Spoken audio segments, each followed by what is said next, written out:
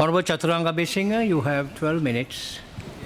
ගරු නියෝජ්‍ය කතානායකතුමනි මට පෙර කතා කරපු අපේ විපක්ෂ නායකතුමා සඳහන් කරා මේ නීතිය ආධිපත්‍යය ගැන නීතිය ක්‍රියාත්මක වීම ගැන අපි දන්නවා එතුමාගේ තාත්තගේ කාලේ ඉඳලා 1980 ගණන් වල ඉඳලා අපේ රටේ නීතිය වල් වැදිච්ච හැටි අපි දන්නවා අපේ රටේ නීතිය ක්‍රියාත්මක නොවිච්ච හැටි අපි දන්නවා අපේ රටේ නීතිය පොඩි මනුස්සයට විතරක් ක්‍රියාත්මක වෙලා ප්‍රභූ පැලැන්තියට නීතිය ක්‍රියාත්මක නොවිච්ච හැටි ඒ නිසා වෙන්නේ නැති එතුමාගේ මාධ්‍ය ප්‍රකාශකතුමා කියන්නේ අර දයා ඇපරල්ස් එකේ මහජන බැංකුවට තිබ්බ ලොකු පොල්ල නැත්තම් බිලියන 1.4ක වත්කම් අත්පත් කරගන්නකොට වේදනාවෙන් කෑ ගහන්නේ හින්දා වෙන්නේ නැති. ඒ නිසා අපිට බලන්න තියෙන්නේ නීතියේ ප්‍රතිඵලය.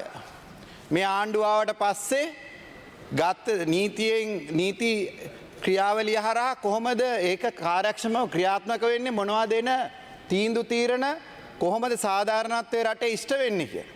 එහෙම නැතුව මෙතන බොරුවට කෑ ගැහුවා කියලා වැඩක් වෙන්නේ නැහැ. මේ රජය ගත්ත අඩිය පස්සට තියන්නෙත් නැහැ. ඉතින් විශේෂයෙන්ම අද මේ වැට්පත් සංශෝධන පනත ගැන සාකච්ඡාවේදී නියෝජ්‍ය කතානායකතුමනි මේකේ මේ විගඩම්කාරයෝන්ගේ මීට කලින් තිබ්බ විවාද කීපයක් මං කියවුවද. එකක් සිද්ධ වෙලා තියෙනවා 2016 ඔක්තෝබර් 16 වැට්බදු සංශෝධන පනත හිටපු මුදල් අමාත්‍යතුමා රවි කරුණානායක ඒ කාලේ හිටපු ඇමතුමා මේ ගේනවා වැට්පදු සංශෝධනයක් වැට්බද්ද 15%කට වැඩි කරලා අර threshold එක අපි ඔය කතා කරන threshold එක වාර්ෂිකව මිලියන 12ට ගේ. දැන් මේ සටන් කරන්නේ මිලියන 61ක් 36ක් ගැනනේ 12ට ගේ. එතකොට එතුමා කියනවා මීට කලින් ආණ්ඩුව ණය අරන් රට බංකොලොත් කරලා තියෙන හින්දාලු අපිට මේ බදු ප්‍රමාණය වැඩි කරන්න වෙලා බදු එකතු කරන්න වෙන්නේ. එතකොට ඔපොසිෂන් එකේ ඉන්නේ බන්දුල ගුණවර්ධන. එතකොට ඒ මුළු විවාදයේ තුනම කියවෙන්නේ මේ බදු ගහන්න ඕනේ මීට කලින් ආණ්ඩු ණය අරන් නාස්ති කරපු හින්දා කියලා. ඉතින් අර ග්‍රීක් බොන්ඩ් ගැනයි නෙළුම් කුළුණ ගැනයි ඊට පස්සේ ඔය අකුරගොඩ ඩිෆෙන්ස් හෙඩ් ක්වාටර්ස් එක ගැනයි හම්බන්තොට හදපු කන්වෙන්ෂන් සෙන්ටර් එක ගැනයි ඊට පස්සේ 2004 දී තිබ්බ ණය 5 ගුණයක් කළා 2015 ආණ්ඩුවට දීපු එක ගැනයි ඔන්න ඔයා තමයි මේකේ තර්ක විතර්ක නගමින් කතා කරන්නේ. ඒතර හරි විනෝදයි ඒක කියවනකොට එක පැත්තකින් රවි කරුණානායක මහත්මයා හර්ෂ කබීර් හෂීම් මහත්මයා ඒ වගේ ආර්ථික ඔස්තාරලා එක්සත් ජාතික පක්ෂයේ වැට්බද්ද වැඩි කිරීම සාධාරණීකරණය කරනකොට විපක්ෂයේ බන්දුල ගුණවර්ධන මහත්මයා සහ තව වාසුදේව මහත්මයා වගේ තව කට්ටිය ඒකට ප්‍රතිවිරුද්ධව තර්ක ගොඩනගනවා මෙතන. හැබැයි ප්‍රශ්නේ විසඳ ගන්න යන්නේ මේ බදු දැල කොහොමද හදාගන්නේ? මොකද 2004 ගෙන ආපු බද්දක් මේක ඒ කාලේ 5.5ක් එකතු කරගෙන තියෙනවා වැට් බද්දෙන් මේක අඩු වෙලා තියෙනවා 1.8ට 2015 වෙනකොට. එතකොට ඒ කාලෙත් මේගොල්ලෝ කතා කරනවා ඩිජිටයිස් කරන්නේ කොහොමද? පොස්ට් සිස්ටම් දාන්නේ කොහොමද? මේ පාර්ලිමේන්තුවේ කතා කරලා තියෙනවා. හැබැයි අසාර්ථකයි. කරගන්න බෑ. එතකොට 2022 මේක ගේනකොට රංජිත් සියබලාපිටිය මහත්මයා ඇවිල්ලා කියනවා අපි දැන් බංකොලොත් වෙලා තියෙන රටක් අපි කොහොමද මේ සුබ සාධනයේ සම්පන්නේ බදු මේ දැල පුලුල් කරන්නේ නැතුව මොකද 2019න් පස්සේ සම්පූර්ණයෙන් බදු දැල බිඳ වැටිලා බදු එකතු කර ගැනීම නැති වුණා කියලා. එතකොට තමයි අපේ කාරක සභා සභාපතිවරයා මුදල් කාරක සභාපති හර්ෂ ඩිසිල්ලා මහත්මයා කියනවා මේ බදු වැඩි කරාට කමක් නැහැ. නමුත් අපිට තියෙන ප්‍රශ්නේ ඕගොල්ලෝගේ ඇමති මණ්ඩලයේ 70ක්. එහෙම නැත්නම් ඕගොල්ලෝ මේ අනවශ්‍ය වියදම් කරනවා කියලා. දැන් අපි මේ මහත්තුරුන්ට පැහැදිලි කරන්න අවශ්‍යයි. ඒ බදු නාස්තියත් ඉවර කරලා තියෙනවා මේ ආණ්ඩුව. ඒ වගේම තමයි රජය තමන්ගේ වියදම් අඩු කරගෙන කැබිනට් මණ්ඩල අඩු කරගෙන තමන්ගේ වරප්‍රසාද කප්පාදු කරගෙන තමයි මේ ජනතාවත් එක්ක මේ ගනුදෙනුව කරන්නේ. ඉතින් මේ ඉතිහාසය දන්නේ නැතුව මේ බද්ද ගැන කතා කරන්න බැරි නිසා තමයි මම මුලින් ඒ ටික මතක් කරේ. ඒ වගේම තමයි අපේ රට බංකොලොත් කරේ මේගොල්ලෝ මේ ආර්ථිකය ගැන හොඳටම දන්න අය. හැබැයි රටකට බදු වැදගත් කියලා අපි ඔක්කොම දන්නවා. හැබැයි අපිට මේගොල්ලෝ ඉතුරු කරලා ගියේ වක්‍ර බදු 80ක් තියෙන ඍජු බදු 20ක් තියෙන ආර්ථිකය. අපේ ප්‍රතිපත්ති ප්‍රකාශය අපි පැහැදිලි කියලා තියෙනවා ගරු නියෝජ්‍ය කතානායකතුමනි මේක අනිත් පැත්ත හරවන්න තමයි මේ ආණ්ඩුව කටයුතු කරන්නේ. ඒක නිසා තමා බදු දැල පුරුදු කරගන්න ඕනේ. ඍජු බදු ටික එකතු කරගන්න ඕනේ. වක්‍ර බදුගේ එකතු කිරීමේ කාර්යක්ෂමතාවය වැඩි කරන්න අවශ්‍යයි. ඒ සඳහා තමයි මේ පනත් ගේන්නේ. ඒ සඳහා තමයි මේ වෙනස්කම් කරන්නේ. එහෙම නැතුව අපේ මේ ආණ්ඩුවට අවශ්‍ය එක බද්දක් වැඩිපුර ගෙනාවේ නැහැ. එතකොට දැන් මේ ආර්ථිකය ගැන මේ කට්ටිය දන්න කට්ටිය අපේ රටට 2024 වෙනකොට ඉතුරු කරලා ගිය ඉතාමත් සංකීර්ණ බදු පද්ධතියක්. ඒක දැන් අපි සරල කරන් යනවා. බදු එකතු කර ගැනීමේ කාර්යක්ෂමතාවය මේගොල්ලන්ගේ බිඳුවයි. කරගන්න බැරිම වෙච්ච එක. බදු ෆයිල් කීයක් තියෙන්නේ මේගොල්ලෝ මේවා කළා. වැට් බදු ෆයිල් ගත්තොත් එහෙම ගරු නියෝජ්‍ය කතානායකතුමනි 2024 වෙනකොට තිබ්බේ 21000යි. මේ ආණ්ඩුව ආවට පස්සේ දැන් 35000කට එක වැඩි වෙලා තියෙනවා. ස්වෙච්ඡාවෙන් බදු ගෙවන්නන් වැඩි වෙලා තියෙනවා. මේගොල්ලන්ට ඒ තාක්ෂණය ගේන්න බැරි වුණා, ඩිජිටල්කරණය කරගන්න බැරි වුණා. ඊට පස්සේ ඉහළ වක්‍ර බදු ක්‍රමයක් තමයි මේගොල්ලන්ට හදාගන්න පුළුවන් වුණේ. මොකද ඍජු බදු එකතු කරගන්න බෑ, යාළුවන්ගෙන් එකතු කරගන්න වෙන්නේ. ඒ නිසා ඒක කරගන්න බැරි වුණා. එතකොට මේ ස්වෙච්ඡාවෙන් බදු ගෙවන එක තමයි ගරු නියෝජ්‍ය කතානායකතුමනි අපේ ආණ්ඩුවේ ප්‍රතිපත්තිය. බදු කියන්නේ නීති දාලා දඩ ගහලා මිනිස්සුන්ට බැනලා කරන්න පුළුවන් එකක් නෙවෙයි. මිනිස්සු ස්වෙච්ඡාවෙන් ඉදිරිපත් වෙන්න ඕනේ තමන්ගේ රටේ නීති රණු බදු ගෙවන්න. ඒක දැන් ක්‍රියාත්මක වෙමින් යනවා. විශේෂයෙන්ම අපි ගත්තොත් එහෙම අපේ රටේ බදු ආදායම මේ වෙනකොට අකණ්ඩ වැඩි වෙලා තියෙන රජයේ මේ රජයේ ඒ ගත්ත ක්‍රියාමාර්ග සහ රජය කෙරෙහි තියෙන විශ්වාසයමත්. ඒ නිසා තමයි 2025ට වඩා 50% විතර වර්ධනයක් පළවෙනි කාර්තුවේ අපිට බදු එකතු කිරීමේ දකින්න පුළුවන්. ඉතින් මේක මේ මහත්තුරුන්ට කරගන්න බැරි වෙච්ච එකක්. ඒ වගේම තමයි ගිය අවුරුද්දේ මේගොල්ලෝ කෑ ගහන්න ගත්තා SWAT එක අයින් කිරීම තුලින් මේ අපනයනකරුවන් බිඳ වැටෙනවා.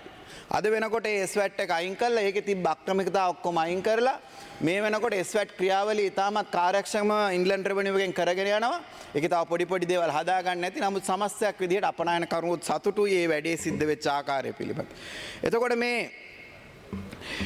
ව්‍යවසායකත්වයේ පැත්තෙන් ගත්තොත් බොරු සද්දයක් මේ නගාගෙන යනවා. ව්‍යවසායකයෙක්ට වඩාත්ම හොඳ දේ තමයි ගරු නියෝජ්‍ය කතානායකතුමනි වැට් බදු ක්‍රමයට එකතු වීම ස්වෙච්ඡාවෙන්. මොකද එහෙම වුණාම තමයි එයාට සංවිධිත ව්‍යාපාරයක් බවට පත් වෙන්න පුළුවන්. ඒ වගේම ඒගොල්ලොන්ගේ වියදම් වලට තියෙන වැට් ක්ලේම් කරගන්න පුළුවන්. ඉතින් අපි කවදාවත් රජයක් විදියට එදිනෙදා ව්‍යාපාර කරන අහිංසක මිනිස්සුන්ට කරදරයක් කරන්න අපිට උවමනාවක් නැහැ. ඒ නිසා තමයි මේ විශේෂයෙන්ම මේ ඇහුම්කන් දීලා මේක ක්‍රියාත්මක කරන එක. එහෙම නැත්නම් මේ මිලියන 60ට අපි ගේන හදපු යෝජනා විශේෂයෙන් මේගොල්ලෝ කියන අපි කරන්නේ IMF එක කියපු එකමයි රනිල් යෝජනා කරපු එකමයි කියලා නෑ. ජනාධිපතිතුමා කැබිනට් මණ්ඩලය කතා කරලා මේ වෙලාවේ ආර්ථිකයේ තියෙන තත්ත්වය මත මේ ත්‍රෙෂෝල්ඩ් එක පහළට ගේන එක අපි මේ පනතෙන් දැන් ඉවත් කරා.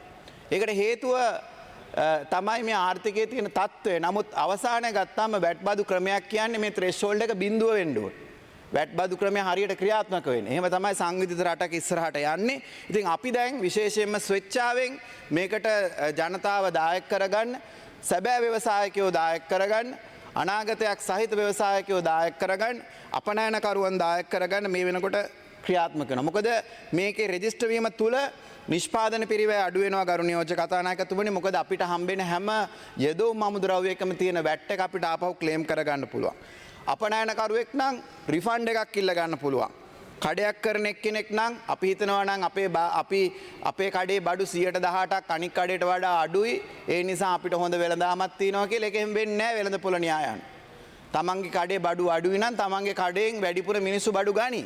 ඒතර තමන්ගේ කඩෙන් වැඩිපුර මිනිස්සු බඩු ගන්නකොට අනිවාර්යෙන් තමන් දියුණු වෙනවා. ඒතර ආයෙත් තමන්ට මේ ත්‍රෙෂෝල් ප්‍රශ්නයක් එනවා රෙජිස්ටර් වෙන්න අවශ්‍යතාවයක්. ඉතින් ඒ නිසා මේ බොරු මත පළ කරලා තේරුමක් නැහැ මේ පිළිබඳව. විශේෂයෙන්ම අපි මේ විවාදයේ සාකච්ඡා කරන්න ඕනේ වැට් බදු සීමාව ගැන නෙමෙයි. මේ වැට් බදු මුළු සැපයුම් දාමයට එකතු කරගන්නේ කොහොමද? මේ මුළු සැපයුම් දාමයම සංවිධිත කරගන්නේ කොහොමද? මේ සංවිධිත කර ගැනීම තුල මේ අපතේ යන වැට් බද්ද නැත්නම් නැතු යන වැට් බද්ද එකතු කරගත්තම අපිට කොහොමද ඉදිරියේ අනාගතයේ දවසක වැට් ප්‍රතිශතය අපි දන්නවා 118ක් කියන්නේ ඉතාමත් ඉහළ ප්‍රතිශත. ලෝකේ කොහෙවත් 118ක් එහෙම නැහැ.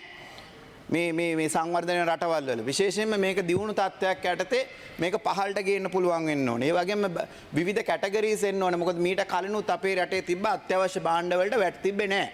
නමුත් මේගොල්ලෝ බංකොලොත් කරපු නිසා තමයි 2023 සිද්ධ වුණේ අත්‍යවශ්‍ය භාණ්ඩ 103කටත් වැට් බද්ද ඇතුල් කරා. Honorable Chaturanga Besinga, you have 2 minutes left of your stipulated time. ඉතින් මේ විශේෂයෙන්ම මේ මේ ක්‍රියාමාර්ගයේදී අපි දන්නවා විශේෂයෙන්ම මේ කණ්ඩායමට විශේෂයෙන්ම මම මේ හැමදාම සඳහන් කරන 2019 15 ගැන මම කියන්නේ මොකද පොහොට්ටුව කියන එකට ආර්ථික දැක්මක් හෝ ආර්ථික හැකියාවක් හෝ විෂන් එකක් තිබ්බේ නැහැ. ඒක තනිකර තක්කඩි දේශපාලන ව්‍යාපාරයක්. ඒකේ කරේ මිනිසුන්ව හූරා කමින් තමන්ගේ පැලැන්තිය නඩත්තු කරපු එක විතරයි. ආර්ථිකය ගැන කතා කරලා PhD ගහපු කට්ටියට සිද්ධ වුණේ ඒගොල්ලන්ට හැකියාවනේ. දැනුම තිබ්බට කරගන්න බෑ. ඉතින් අපි ඉතිහාසයක් තිස්සේ දැක්කේ දේ තමයි ඒගොල්ලෝ ආර්ථිකය ගැන කතා කරාට බදු ටික එකතු කරගන්න බැරි වුණා, ආයෝජන ගේන්න බැරි වුණා. ලංකාව ඩොලර් මිලියන 17ක 13ක අපනයන ආර්ථිකයක් තමයි මේගොල්ලෝ බිහි කරලා ට්වින් ඩෙෆිසිට් එකක් එක්ක. ඒ කියන්නේ අයවැයේත් ඍණාගයක්